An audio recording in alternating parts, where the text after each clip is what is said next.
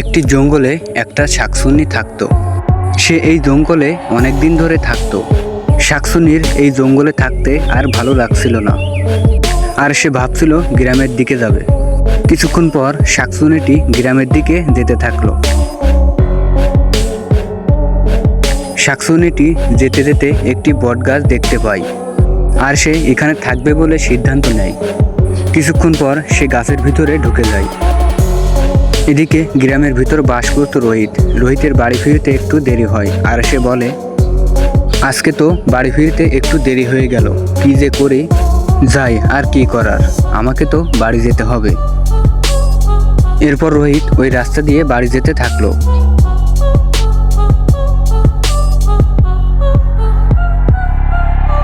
সে ওই বটগাছের নিচে দিয়েই যাচ্ছিল। সে যেতে যেতে হঠাৎ দাঁড়িয়ে যায়, আর সে দেখতে পায় গাছ থেকে একটা অদ্ভুত কিছু শুরু হয়ে গেল, আর গাছে থাকা শাকচুন্নিটি রোহিতকে তার ভিতরে টেনে নিল।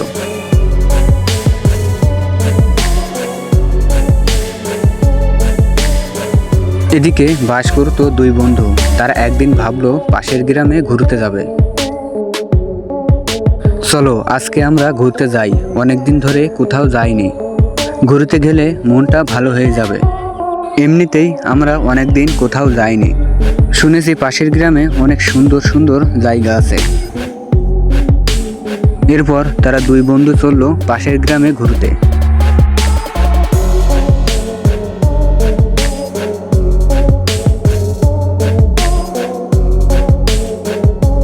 কিন্তু তারা সেই বটগাছের নিচে দিয়েই যাচ্ছিল। হঠাৎ তারা সেখানে দাঁড়িয়ে যায়। তারা জানতো না এখানে একটি শাকচুন্নি বাস করে। হঠাৎ কিছুক্ষণ পর সেখানে জাদুশক্তি শুরু হয়ে গেল। তারা কিছুই জানতো না এখানে কি হচ্ছে। কিছুক্ষণ পর সেখান থেকে একটি বন্ধুকে ওই গাছের ভিতরে নিয়ে চলে যায়। সেখানে দাঁড়িয়ে দাঁড়িয়ে আরেকটি বন্ধু সবকিছু দেখছিল, আর সে কিছুক্ষণ পর বলে, এই যে কে তুমি, আমার বন্ধুকে কোথায় নিয়ে গেছো, আমার বন্ধুকে তুমি ফিরিয়ে দাও। তখন গাছের ভিতরে থাকা সেই শাকচুন্নিটি বলে,